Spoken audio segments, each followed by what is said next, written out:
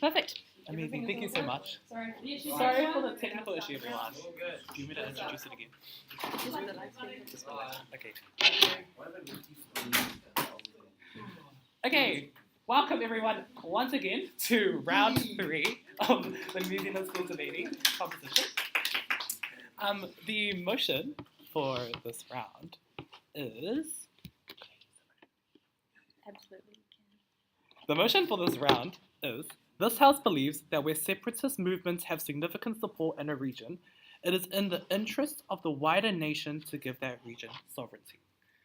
Speaking times are 7 to 8 minutes with POIs between the first and 7th minute, so I will clap at 1 minute, you all can hear that, hopefully, and then I will clap again at 7 minutes for POIs to be closed, and then 2 claps at 8 minutes for you to wrap up your speech. We have already done a round of introductions. Do we have any questions before we start? Awesome. Without further ado, I now would like to welcome up the first speaker from the affirmative team to start off this round. Here.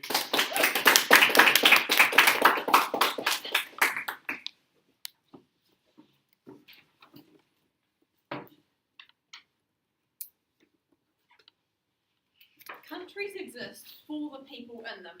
If the country is not representative of its people, then that country is devoid of its necessary identity that makes that country the country. As first speaker of the affirmative team, I'm going to first of all go over our main stakeholders in this debate, and then over our 2 points. There's over some characterising before going on to our 2 points about the societal benefits of this act for the people, and also the cultural preservation that is an effect of this. And these 2 points will show how for our stakeholders, which is both the original country and the nation state that has been separated, how benefits accrue for all the people in these countries. So just some setting up and characterising. Sovereignty is going to allow the separated region to make its own decisions that affect it, and we believe this would best take place over a graduation from co-governance to full governance of this country, so that the necessary adjustments of ownership and infrastructure can take place. And the aim of all nations is to preserve their own peace, stability, and sovereignty. Without these things, a nation collapses, and it does this by ensuring that the people are happy, that there is no internal war, and that it is providing everything it needs for the people to have what they need for a good lifestyle, their education, their ability to own property, to work and earn money, to spend time with their family. And sometimes releasing the separatist movement's area is in the best interest, because it allows this peace and stability to be maintained, and that's what this debate is about today. These movements have arisen because of a difference and an exhaustive separation in the culture, the history, the way they act, the religion, the races of that area, and there's been a difference in the past, and that has continually caused separation within the country.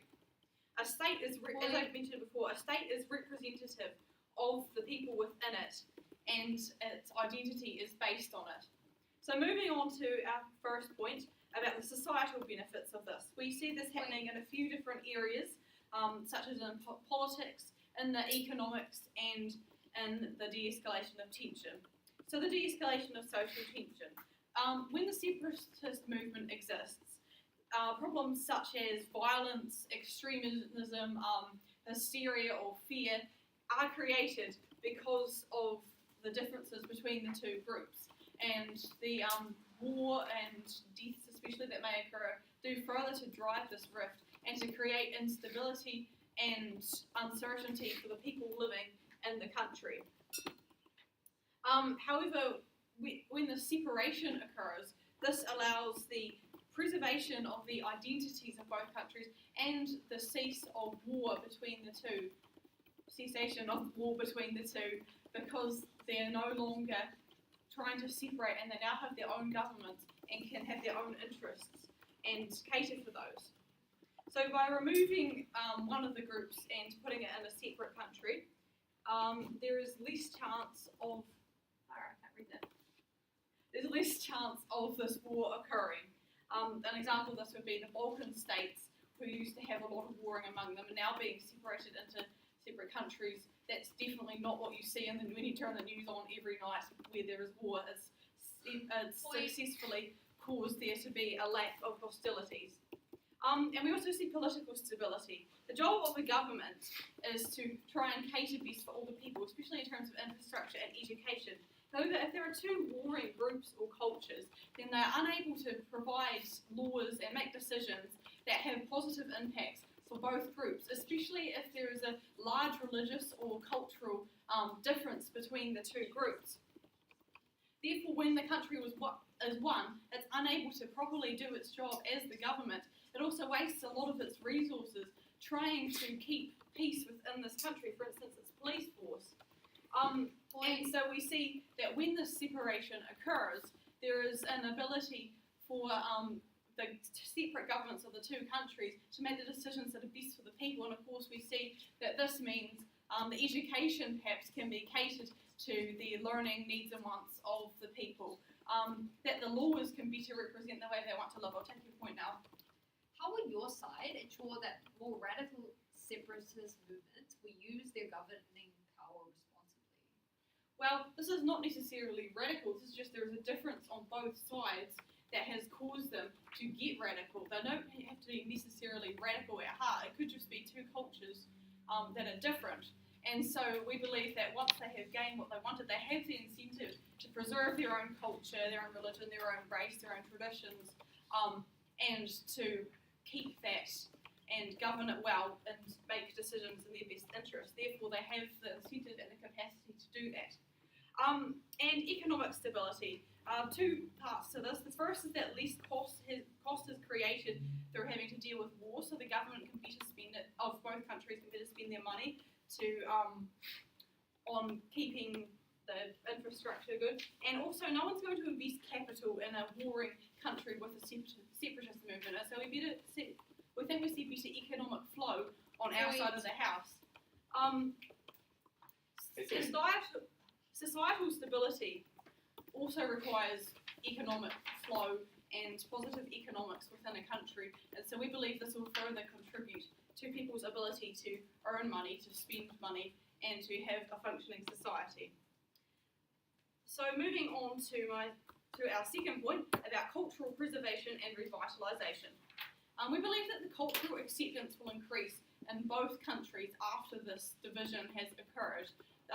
They'll be able to, for instance, if there is a law that has to be made that'll disadvantage one culture and advantage another culture, and the government can't do it any other way, then they'll be able to, in their separate countries, have laws which promote culture. They'll be able to celebrate national holidays that are significant to them, for example. And this also occurs because there's no longer tensions between the two cultures.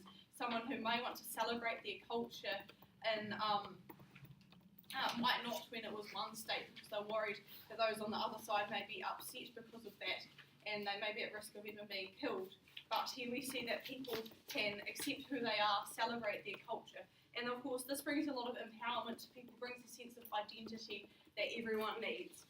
And so this means that the cultures can grow in the countries and everyone can feel like they have this peace, they have this ability to be who they truly are. And that is what is so important to the people of both countries, that they have this peace and stability in order to be themselves and to celebrate their identity. I'm so proud to stand.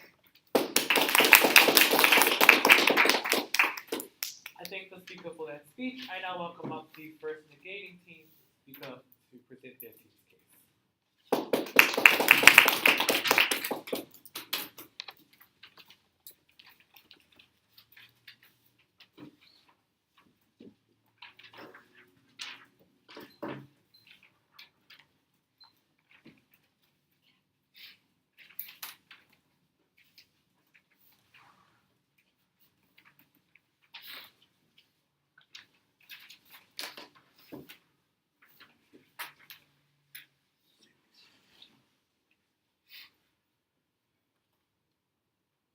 You are crazy if you think it is possible for a separatist movement to prosper as a self-governed entity.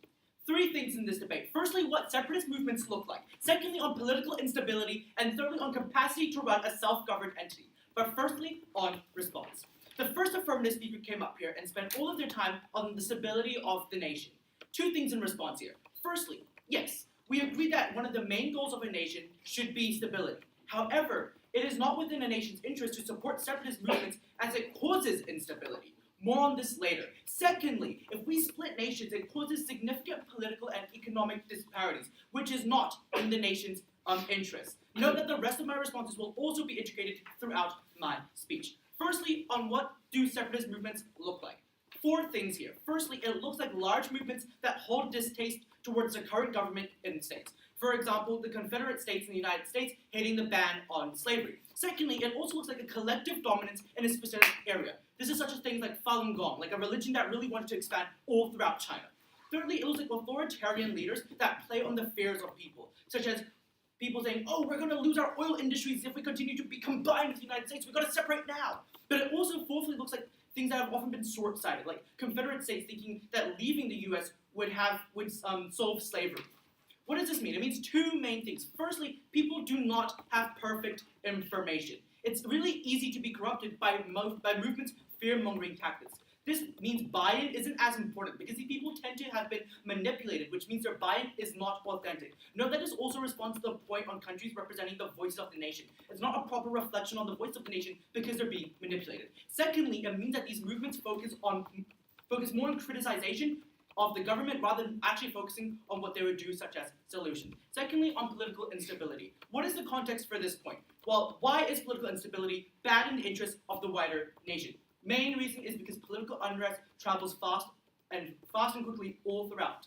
Okay, moving on to my mechs. 3 mechs here. Firstly, the land is going to be a lot more spread out between these 2 nations. What this means is that it looks like land being taken by this new region or possibly by the original country, right? This means that fertile land was going to go to one nation. Like really, really fertile land that can grow a lot of really good crops is either going to go to the original country, probably because they have more influence, or it might go to the new nation. Decline. Secondly, on takeover. If, for example, like Texas is given sovereignty, what's going to happen next? Well, then the separatist movement is going to start striving for California, and then they're going to strive for Washington, D.C. No. And soon enough, the entire United States are going to be pushed with this agenda that, oh, the separatist movement is going to be like pushing it, it's this really good idea, and all the United States start going to be influenced by this. Thirdly, it means political power of a new nation. As a nation, the original nation is going to have a lot more power. Thus, they're going to still have like some sort of influence, but they're going to have a lot less. Which is like, it's not within their interest to have less power over this new nation. They want to be more together, want to be united. So why would it be within their interest to actually separate? This can cause a lot of like fights for power and a lot of political unrest. So what are the outcomes of this? 3 main things here. Firstly, when the access to land is unequal, for example, the fertile land I mentioned, it means that one region is going to prosper a lot more than the other. This is going to cause a lot of like international stress, but also disparities in economics. For example, like Taiwan prospers through AI semiconductors, but China starts to cyber attack them, and this causes a lot more issues, especially as Taiwan starts to push away the one nation notion. None of this also responds to AFF push that separate countries will have better economics. Secondly, on the threats of war. Due to political unrest, the original nation could wage war in order to gain like a lot of power over the original land. And this is going to be really bad. Obviously, we don't want war. Who wants war? Put your hand up. Exactly, no one wants war. Thirdly, not everyone wants to succeed to this like idea of a separatist movement. Think about people in Texas who don't want to become this like their own nation on this side. Now they're gonna have to like either move away or they're gonna have to like start protesting. That's gonna cause a lot of political unrest within that place. Yes, I will take a point of information now. Okay, moving on. Onto capacity to run a new country or region. What is the context for this point? Okay, to run a country, you need a few key things. I'm sure we can all agree you need money. Do you need money? Yes. But you also need a strong political status. What are the next to this point then? Okay, firstly, these groups often do not have the capacity to actually run their own nation. What does this mean? Well, it means that they isolate themselves from the main nation. We know this, right? But because they don't have the stability and the capital like the state does, they also have a lack of bureaucracy. This means that they only further issues that are already developing. This leads to this just leads to failure. Quite frankly, it leads to failure.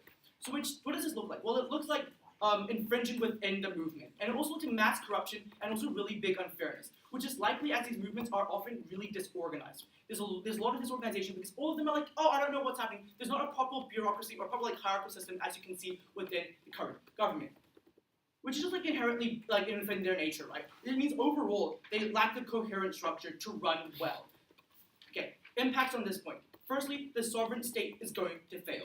This looks like mass social unrest, but it also looks like a lack of legislation within this nation. This is extremely bad for all of the people who joined the separate movement in search for like a new beginning, or in search of that thing that they were promised, that they were manipulated to believe in, right? Think about Falun Gong. They were promised, oh, if you come join us, you're going to go to heaven, you're going to rise above, you're going to start floating. Guess what? They didn't float. They probably died. Secondly, they lose crucial support, which is what they really require, as they're often lacking in the foundation to actually build upon their own self-governed entity. But they don't have that support because now they've actually moved away, whereas perhaps they could have worked with the government to work something out, you know? But no, now they've purposely moved away, now they're their own nation, and now they're losing that support. They're losing that really important foundation. Note that this part here also responds to their really big push that separate movements will allow for a better stability. I will also now take a point if you have one.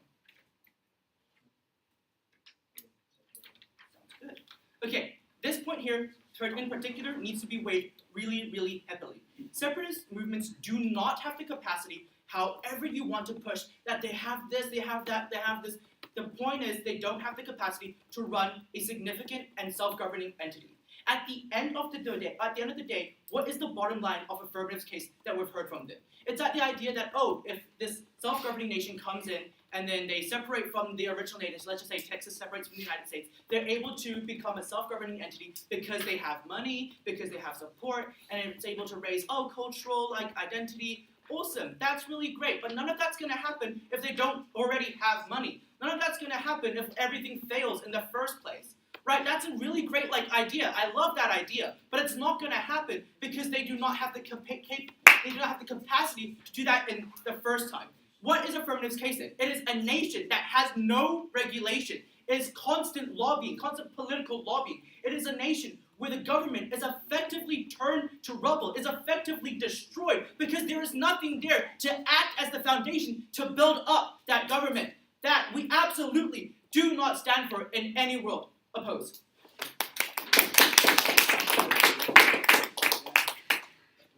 I thank the speaker for that speech. I now welcome up the second affirmative speaker to continue their case.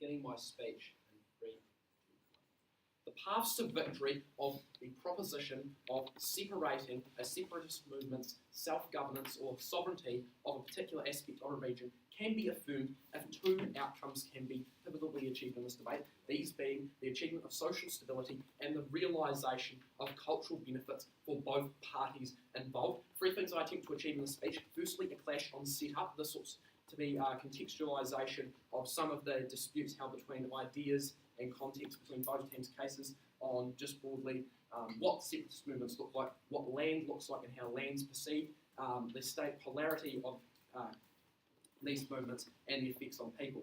And then secondarily, the clashes of this team, these predominantly being social stability, and then a point I'll further elaborate on cultural realisation. So firstly, on setup, what are the pushes you hear? You hear their case is effectively based on what are the failures of the separatist movement. We hear very broadly, and I think you cannot isolate it as a separatist movement as inherent. They take characteristics of particular examples and cases. We hear of the Confederacy of the Southern States and the Civil War, but this is only a singular example. What we think it's very, it's not so much, the logic is not cogent. If you take the characteristics of one movement and use them to apply to in such a global context when there have been so many differing separatist and not separatist movements, all of which have had differing outcomes, some being intensively pacifist, some being extremist, some being authoritarian, but it's to take the subset POI? of one movement and apply it to all of these, I think, is a misnomer, but secondarily some context on why we don't think, okay, so capacity I think is very much tied inherently to what the movement looks like, but we can make some general assumptions in all cases that we can logically believe is true. These being one, capacity by significance. I think capability is far more likely to be ensured when there is some significance, and when we talk about this as a whole segment of a nation, we believe one significant sport like blues means like significant financial contribution, in some cases significant belief, significant consensus. Decisions aren't made sporadically, they're not made disambiguously. Rather, decisions are made because there's an inherent purpose for a group to achieve an outcome. So this looks like there may be some cogency, there's likely some deeply centred ideology, deeply centred sentiments, deeply centred religious, spiritual customs that are tied to the achievement of this. And this does look like having stable leadership, but rather, and to say a hierarchical structure in some cases, not all groups have this structure. I think it's very much a Western construct to say a hierarchical structure is very relied for certain groups to function, and that is where we think this case really stands. That, and yes, there may be some separatist movements that may be perceived morally as slightly adverse to achieving these outcomes, but generally, even if we take them at their worst, we still see tangible benefits for the country involved. When we look at this progression over time, the second clash of this is the instability of the separatist movement, even if they can prove that, okay, it may be unstable initially. If you take them at their best case there, what you really are proving is we see over time the movement does stabilise. And why do we see this? As tensions are likely, as we say, to escalate as there is removal of immediate tension between groups, as is removal of sentiments such as emotionalisation, hysteria, and the causal effects of that, the mechanism of emotionalisation, thereby being vilification, being sentiments of, say, cultural intrusion, that these are thereby realised, and the de-escalation of these tensions as the movement progresses over time, and so too is the institutional governance. So too in a global context, they take it in a very much a feudal context of an isolationist context between one country and two countries interacting as independent actors. We think this is not so much logical in the case because we believe in a global context there are numerous actors that influence in various contexts within a geographical region, within a religious context, or within a whole hemisphere. So we believe there's globally, and particularly in the structured developing society we have today, a lot of different responses and a lot of different supports from various countries and institutions to facilitate that. One such example being the United Nations to facilitate such exchanges. And I'll take a POI at the end of this. Yeah, so you mentioned the escalation of tension. Separatist movements are likely to function independently due to it being in their nature of being opposed to the government. How is this not problematic for the wider economic interests of the nation in question, or the original nation? Okay, how is it not problematic? Well, firstly, throughout the case, I don't think there was a problem. And getting back to one question set up was then the context of land, and I think we really have to weigh this because the argument could be made. I think Bastion Point in the Auckland region could be very much a viable segment for housing in the time of the 1980s, but was this really, if we weigh this on a moral value judgment, we took a look at the values and sentiments present, should we really be just making this of inherent economic gain? Should this really be of a very much, and the neoliberalist view is, right, if we maximise the gain there, we put in as many units per hour, disregarding potentially the cultural instinct here. Possibly land isn't used as productively, but it serves a purpose to fulfil say for instance, the intent of a group to spiritually or culturally fulfill the connotations of a group. And we don't believe, like we see in this case, okay, the fertility of land is to, and fertility, I think, is inherent. I mean, you have a volcanic soil structure, you have an alluvial loam soil structure.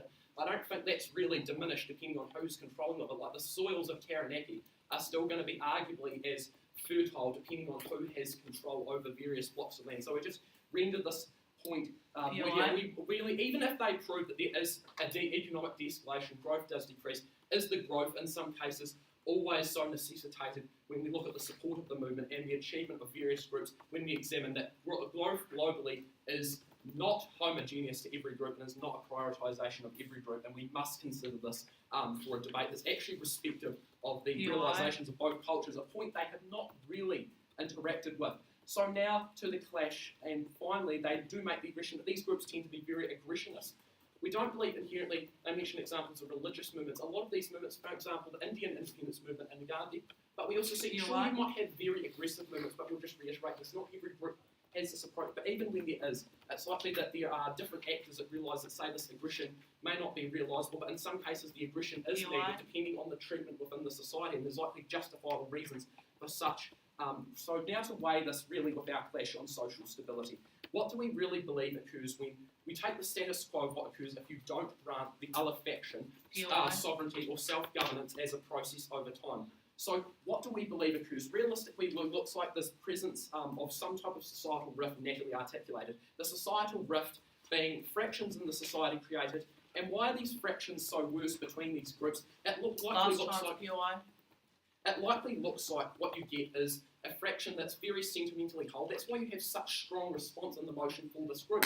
It looks like divisions that are intrinsic. They're irresolvable divisions. Just because, if you say, for instance, take the difference between Westminster law and tikanga, there are some points of overlap there, but arguably there are some principles which are just so fundamentally different between these two governance structures and these legislative structures that you simply cannot concede to one structure being implemented while fulfilling the requirements of the other. And this is why we just believe in this example. So what does this create when you have this tension present? It looks like one group believes you get this intrusionist idea that one group's values, their culturally regimented values, another group is intruding on them. For instance, water rights in New Zealand, we often have this view. The Māori perception of water rights, commonly held in New Zealand, goes against the European perception of water rights in this case, or for foreshore and seabed, that it goes against this, it's fractious. What this creates is that it creates a vilifying, it creates an intrusionist. This group's intruding, and what's the mechanism? That intruding, it emotionalises things, and then the effect of emotionalisation,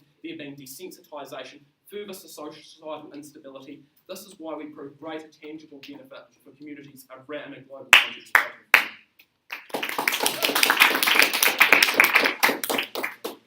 I thank the speaker for their speech. I now welcome up the second speaker from the negating team to continue their team's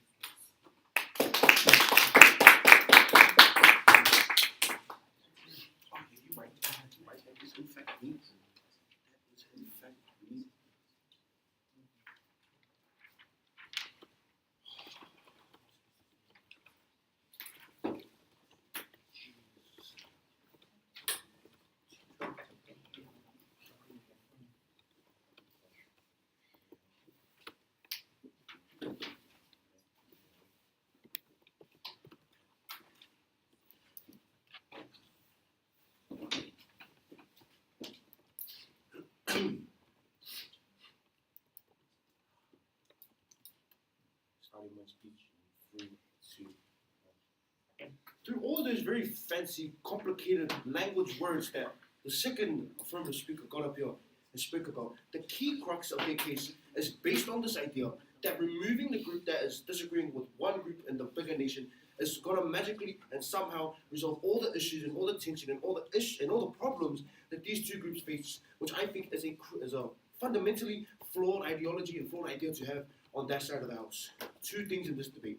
Firstly, I'll be touching on some responses to the main pushes from the negatives, the affirmative side. And secondly, I will be extending on my team's substantive case. Yes. But firstly, touching on these pushes. So one of the biggest pushes from the affirmative side was this idea of societal benefits. Few responses to this. Firstly, we see this idea of how they ease social tension on their side of the house. Few responses to this. Firstly, we see that they actually worsen the social tension on their side of the house when you make the separation. For two reasons. Firstly, because a lot of people in the bigger country probably have a large patriotistic view of their nation. And that's to say they probably believe things like, oh, we are one great nation. We should all be united. We should all work together. So then when you bring in this idea of these people separating because they disagree, what you do is then spark those tensions even more, meaning it's actually more likely and more viable. They have greater conflicts on their side of the house when you cause this division, when you get rid of their unity.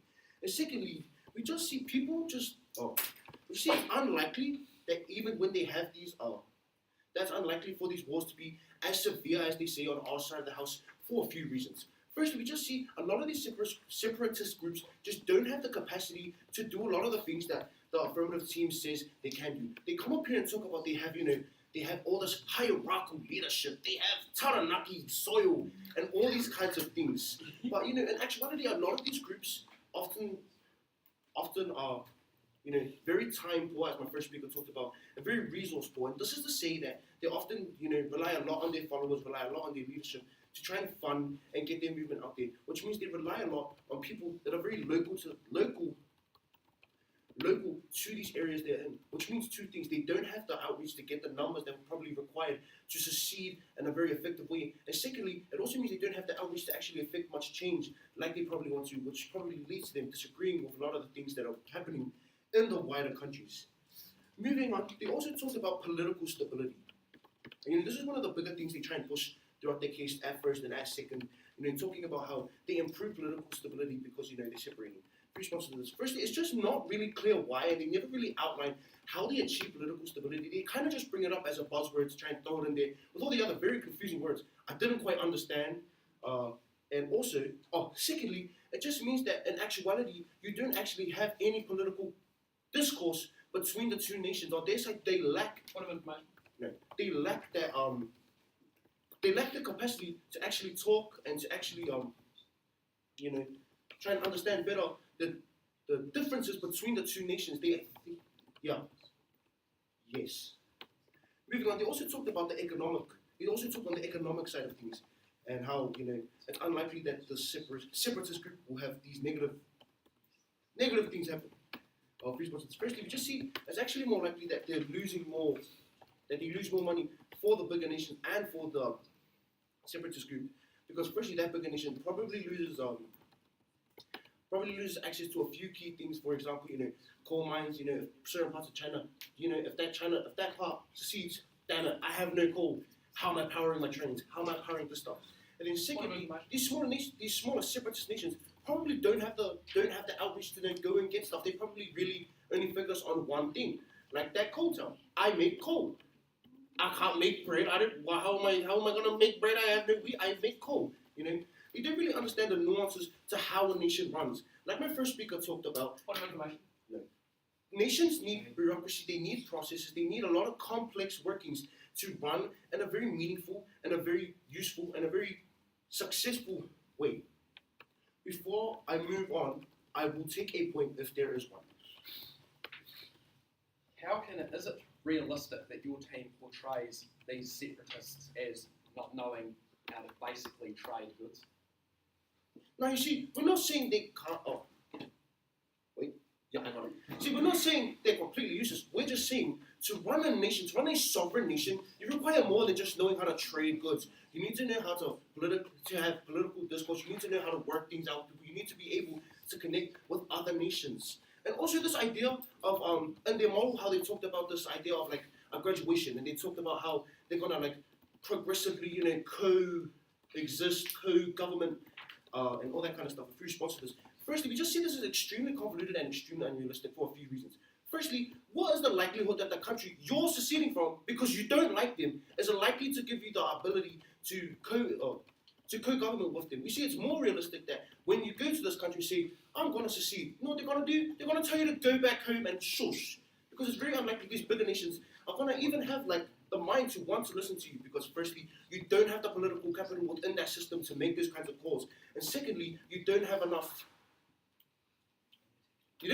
fear to actually be decisive in making that. And probably, thirdly, don't have enough decisiveness within these organizations. Like my first speaker said, a lot of them are really unorganized. And although they might come up here and try to characterize them as, all these kinds of like great things, like they got it all together, it's really unrealistic. We've seen time and time again with separatist movements, like the Confederacy, like the one in Argentina, the Falkland Islands. We see a lot of these examples are quite negative and don't achieve what they really want to.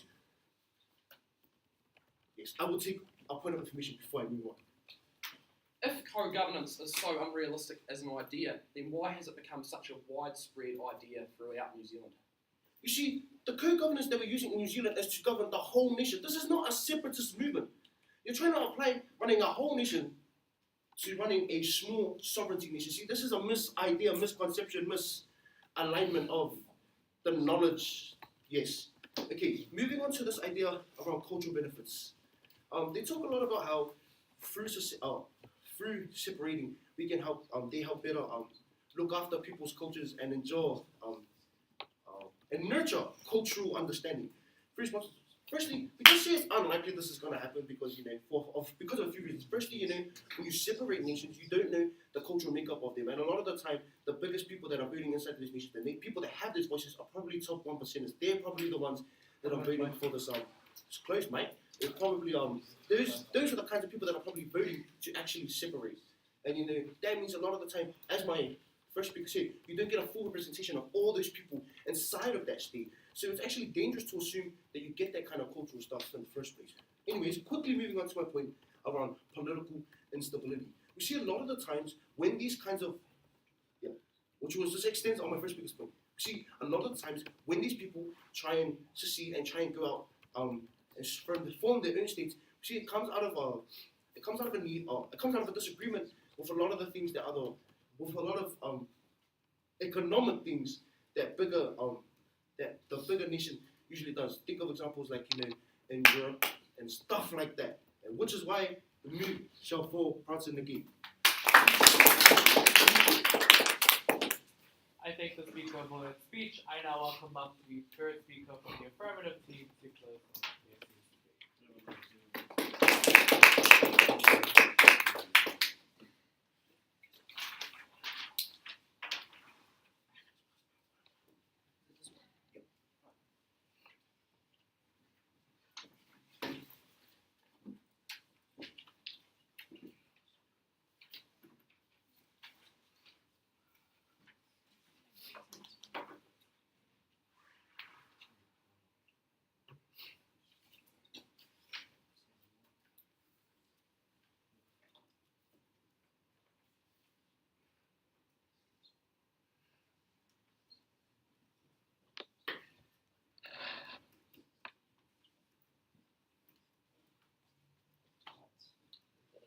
Speech in 3, 2,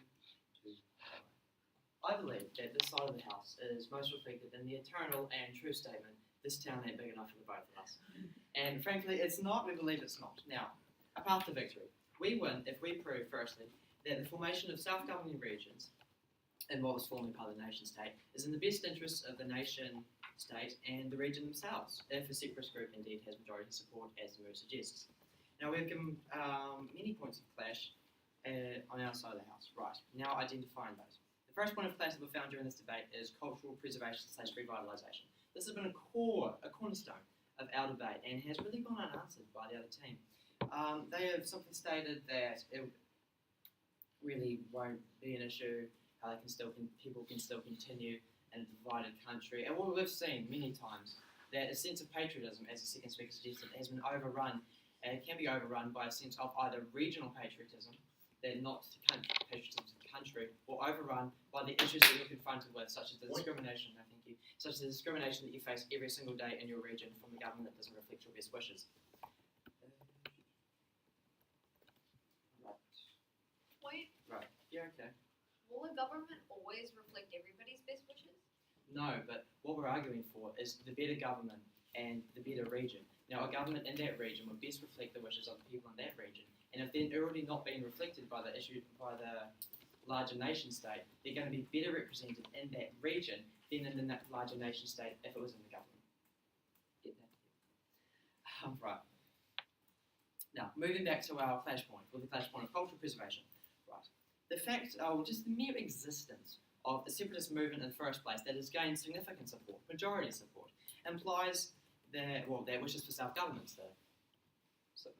the wishes for self-government implies that the nation-state is unable or has failed to sufficiently provide for the culture of the region which wishes to succeed.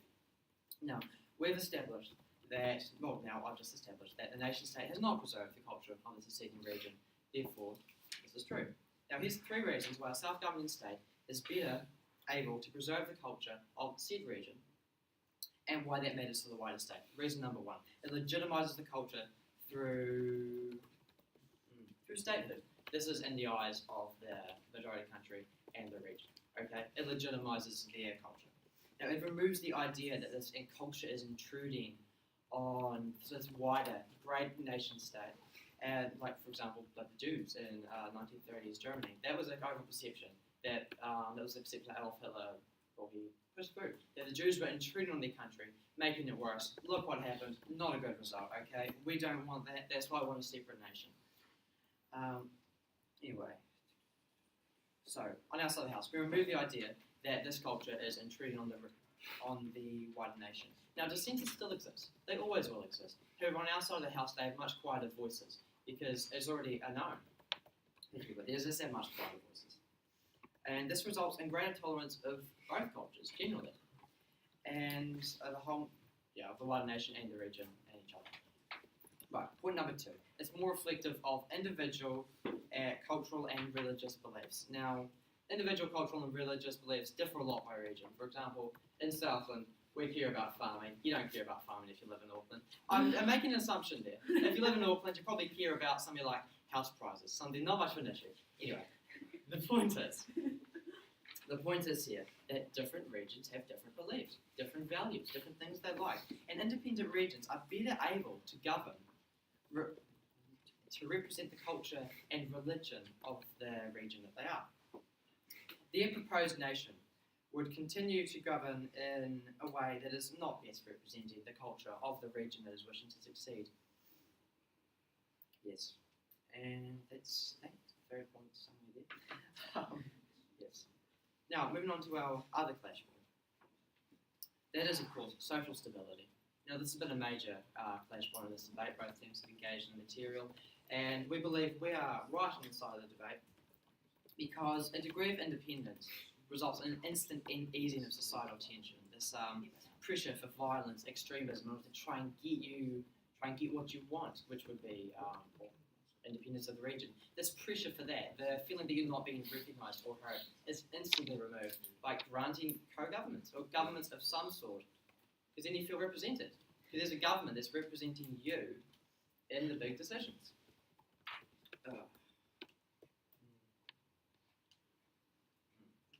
And also, just touching on a little point of rebuttal by the opposing team, they have portrayed separatists as a little bit stupid, really.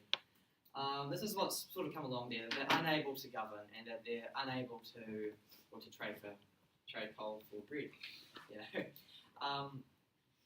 However, we found this not to be true because the mere existence of a separatist movement that has gained majority support implies that they are, in fact, at least competent in managing both themselves and future a nation state. Their mere existence says, yes, we can do it. We've done it here because we've got majority support. Clearly, it has been achieved. So, Go on. achieved there. Yeah, okay. Okay, if they can manage it at like a separatist movement level, what proves that they can manage it at a country-nation level? Well, it depends how big the separatist movement is, and of course this is a big one. Now, the separatist movement is quite large, as you know, it has majority support here. And at a nation level, they still have to juggle things that regular nations have to juggle, which would be, I don't know, policing, foreign policy. As a separatist group, there are many parallels between what they are doing as a separatist group and what they would be doing as the government of that region. Therefore, I believe that they are pretty adequate and adjusting over that time. And right. The cornerstone of our case rests upon, again, this town isn't big enough for the both of us. We clearly believe that it is in fact not big enough for the both of us. The best thing to do is to split it at some point and make 2 towns where everyone can make the town that's best for them.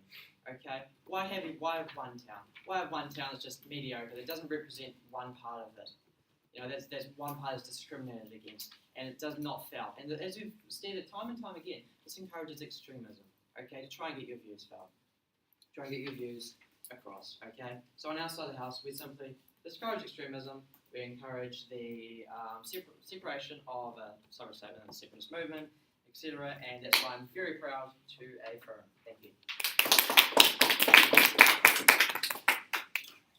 I thank the speaker for that speech. I now welcome up the third speaker from the negating team to close off that team's debate. Thank you.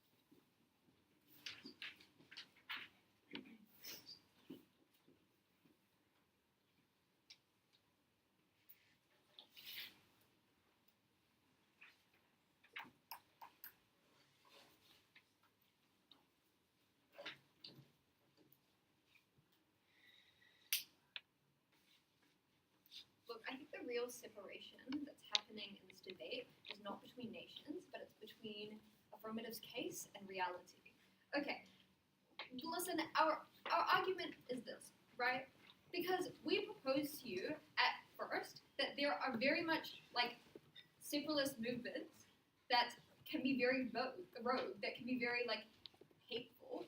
They say that not all of these movements are like that, but I tell you, people also say that it's not all men, but it takes one creep to ruin everything. Similarly, it takes one rogue separatist to get their hands on a region to blow the entire nation up, and it is therefore not in the best interest of the region. What am I going to chat to you about today? 3 things. Firstly, I'm going to talk to you about separatist movements and what they're likely to look like underneath this motion, what we're likely to be talking about here. Secondly, I'm going to talk about political unrest and basically deal with their whole claim about how Point of separate information. governance like essentially just makes things better somehow. And then lastly, I'm going to talk about the capacity to actually run the region. I'll take that POI now. If you believe that these are these rogue groups that exist and they cause these harms, and it may be poor in these cases, is it not more a reflection on the ideology which these groups are formed in rather than the process of separation? Well, look, this motion's proposing that they get power in their region. Okay, I think that's like enough to say. Well, it doesn't matter what ideology they're standing for, right? We've already proven down the line why if they get their hands on controlling a region, that's likely to be problematic, but I'm going to talk about that now, right? What do we say, right? We say that a lot of the time these separatist movements are likely to be things built on one, either collective or like two both of things. Either one, collective hate and distaste towards like the actual government, right? This tends to be why they're a separatist movement, right? It's because they don't like how the government runs things. Like, secondly, they're just like very enthusiastic about a certain thing. Like, for example, in Falun Gong, like it's like they're really enthusiastic about like promoting their religion and like bashing on the Chinese Communist Party. On their side of the house, they say that like separatist movements look like different cultures that have like different views, right? I say like for sure, right? This can be a separatist movement, but I tell you that's not the ones that is applicable in this motion. Why is this? It's because the motion specifically specifies that these separatist movements are the ones that are getting granted these regions are the ones that get actual buy-in. I'm going to explain to you why like these different cultural separatist movements get less buy-in. 3 reasons. Firstly, because colonized populations are like tend to be like minorities, right? Because there's like a lot like less of them, which means like there tends to be not a lot of like buy-in that way. Secondly, because oftentimes these groups that have been colonized are extremely niche, which means that nobody knows about them, which means that they're less likely to get like actually public like advocacy. Thirdly, because they were like colonized, right? This is like essentially the push here. And when they're colonized, oftentimes a lot of things like spawn like racist narratives. So for example, like even if there was like a Māori separatist movement, for example, there are often like narratives like, oh, Māori can't run their own country, and those often get in the way and sort of like crowd out that buy-in. Okay, so why do we end up getting buy-in if you have like collective hate? Like if you have like separatist movements that are like rogue or like have collective hate, have big like authoritarian leaders. Firstly, because people love to be angry, right? Governments tend to disappoint people. People love to be angry about those kinds of things, and so we think that they just tend to get more buy-in that way. Secondly, because of the fact of admiration, right? People love to look up to a leader. People love to have like an objective, clear path. And thirdly, because sometimes these people are just religious and tend to just like be very vulnerable and believe these things. We told you this at first, unresponded. Okay, but regardless of what you believe in this debate, adjudicator, I'm gonna like deal with both types of movements and why they both still fail under their side of the house. All right, political unrest. This like sort of ties into the war and economy point. 2 like separate paths. One on like rogue movements, and secondly on like more pacifist ones. Right? They say that separating like governance de-escalates situations through like I don't know making things like less emotional. I don't know. That's what I got down. But four responses. Right? Firstly, oftentimes we tell you from the start that what's likely to happen is that these countries are likely to have authoritarian stances, right? This looks like isolating themselves from the nation, right? We characterize you at first that these people are likely to be very against the government. And means that ultimately this is in the worst interest of Point the of nation because information. they're likely to separate themselves from a nation that way. When you economically and socially separate yourself from a nation, that means that there tend to be like trade conflicts there, and oftentimes it results in war. But secondly, no, we can also beat them on the whole alienation point. They say that people are more alienated when they're together in a nation. That's like really confusing to me, first of all. But like the second thing to say here is you probably get more alienation when you have a rogue group running your region, right? When you have people Point of saying information. that, oh, this specific region in Africa is like crazy and they're the Antichrist and we should have nothing to do with them, right? We think that that's far more harmful. Thirdly, because there's likely to be a way, like with this alienation, when you're likely to have an authoritarian stance, there's likely to be a lack of communication there. That's extremely harmful. That's extremely bearing, like trade conflicts and that kind of stuff. And fourthly, right, we see that like if you alienate yourself from the primary country, you have to bear the consequences of that country. So this looks like having to like bear like the brunt of like tariffs and like boycotts because your country is demonized and like radicalized and that kind of thing. All right, pacifist movements, right? Why are they still likely to have political unrest? Three things. Firstly, on like they don't really have the capacity to run a region, which I'll get into later. But like two other things, right? Firstly, because not everybody lives like in the like same place, right? You can hold different ideologies and live across like multiple different parts of the world. That doesn't mean that you all need to stick together. Plus, it's kind of absurd here that the largest benefit they get in this debate is they separate people with different ideologies. I don't know, that kind of sounds a bit like authoritarian and a bit sketch to me. But like secondly, note that on our side of the house, when you actually have like collective like governments and you have nations actually communicating together, you are able to get things like, the Treaty of Waitangi, where you have like Māori and Pākehā negotiation, rather than separating yourselves out, actively trying to take over one another. We think that's far more rude. We think that's far more harmful. Okay, lastly, on the capacity to run a region, right? We tell you that these, like, in order to run a region, you need bureaucracy. We tell you that the inherent benefit that we get on our side of the house is we have governance, and whether you think it's problematic or not, we have the ability to regulate laws, to provide structure, to lock out things like dictatorship. From the very first speaker, we stated how these movements likely to have an objective leader, right? And we tell you that if they're not likely to run in a government structure, it's likely to run very similarly to dictatorship, right? What do they tell us here? They tell us that they get better representation of what a state looks like. But we tell you that different values have different beliefs. We tell you that states are big, so you can't just say Texas is just a bunch of people that wear cowboy hats. But secondly, we tell you that like one leader is ultimately worse than having different ministers for representation and having different people voting on policies. You have like things like the MMP system. We think that you get far more like democracy and public say and public accountability on our side of the house as opposed to theirs. I thank the speaker for that speech. I will now reverse the order and now like to welcome up the leaders reply for the negating team to close off the debate.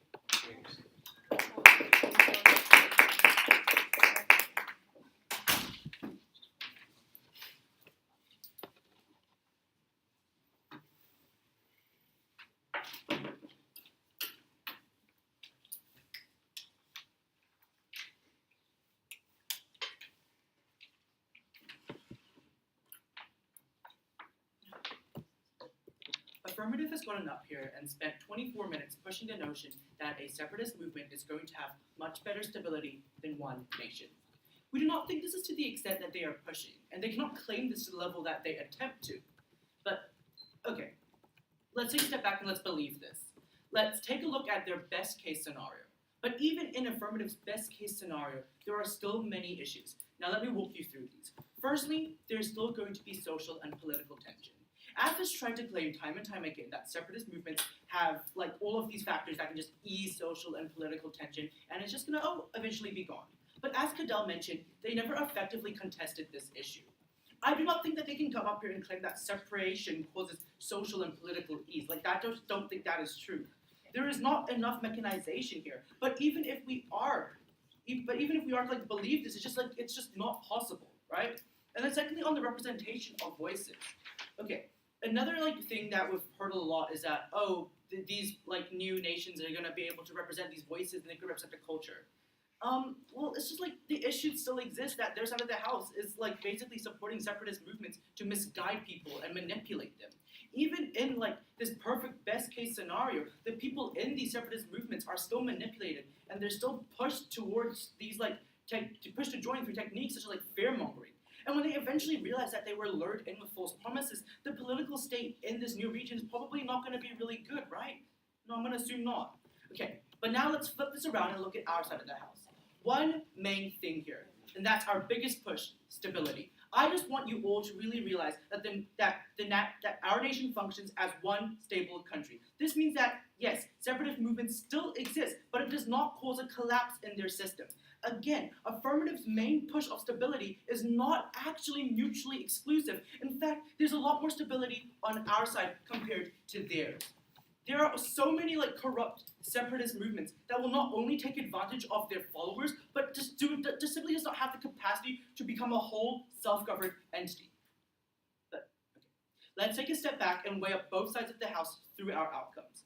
What are AFF's main push? Well, there are two main pushes on AFF's side. Firstly, on like social stability, and then secondly, on representation.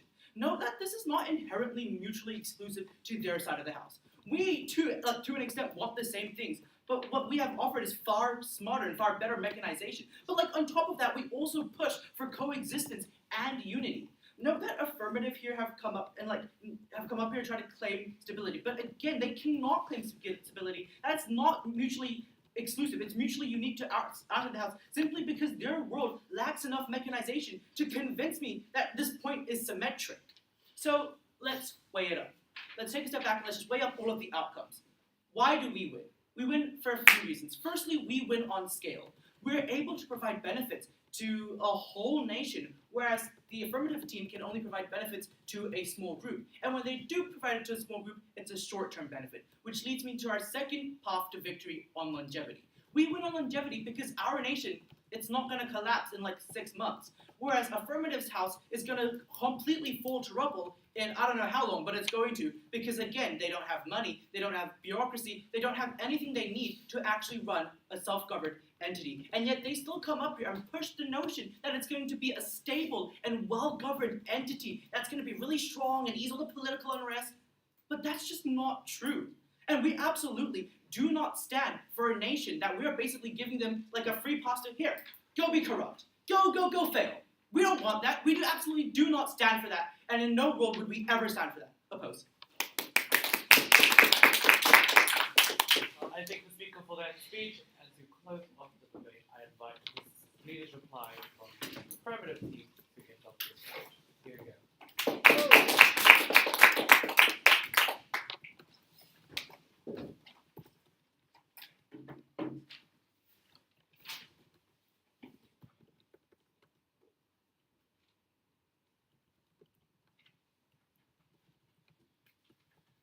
I believe the negative team has got their head in the clouds and are not thinking about the real people who are being affected here, the real people whose lives are affected by this war that's ongoing within their nation. In this speech, I'm going to go over some of the key points that are being thrown back and forth through this debate and then weighing up what actually matters for the people of this divided nation. I believe the negative team has mentioned something to do with colonialism and authoritarianism. However, that came up quite late, so we're finding that quite irrelevant. They've talked about how the separatist movement of this country isn't going to have control and unity. They're not going to be able to govern themselves. The mood says that the majority of people in the region of this feel the same way about the separatist movement. Therefore, they've got a large amount of people who are willing to contribute to it. They've got this unification of interests, and so they're going to work together to make this country as good as it can be for them. Even if their leadership isn't fully organised the way that a country that's existed for a few hundred years might have, it's still decisive and knows what it wants, and everything needs to start somewhere. They've also voiced their concerns about it being immensely extremist in nature, but it's unlikely to be extremist once it's got the independence that allows it to just be itself, to just celebrate its culture. The extremism, as we've mentioned before, is only driven by the need and the lack of attention they were getting from the prior government.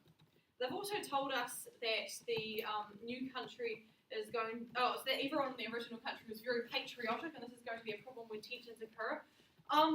The evidence. The fact that people want to own the separatist movement indicates they don't have quite as high a level of patriotism as a negative team would like us to believe.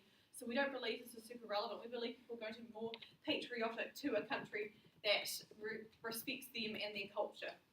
And finally, they've told us that the new country is going to be unable to support themselves. We've told you that, no, this is not true. They're going to be, there's some things as trade. They don't have to have a little mini, they have mines and food, like farms that create every kind of food. They don't need to have that to be a successfully functioning country. But even if you take the negative team at their word and say, okay, this new country is going to fail, look at who else is in this debate. We're forgetting the original country. Even if this new country fails, it corrupts, it's horrible, life is a misery there, it's still better on our side of the house because the majority of the rest of the country can now focus on being free of that extremist movement. The war has stopped because they're no longer fighting with that divisive group. And we've proven to you that they're going to have more cultural stability. They can celebrate their own culture. We've proven to you that now their political system can focus on the interests of that one group in their country. We've proven that this will allow foreign investors to come in with their capital. We've proven that this will allow them to have a better economic flow. And so if you weigh it up, the new nation formed, the extremist or separatist group, is not the majority of people. And in this case, we need to support the majority of the people, those who want to stay behind. And so this is what is really important. It's still better than the status quo on our side of the house because this war has stopped. And for the majority of people, life is going to be better. Whereas on the negative side, they have the status quo. They have this war, they have people being harmed, they have this economic inability, this political inability to cater for the needs of the people. And that is why, even if you take our case at its worst, it far outstrips the negative team's case. I thank the speaker for their speech, and I thank both teams for a really awesome debate. I invite both teams to cross the floor, shake each other's hands, and to wait outside for the judges' deliberation. Thank you. If the lunch is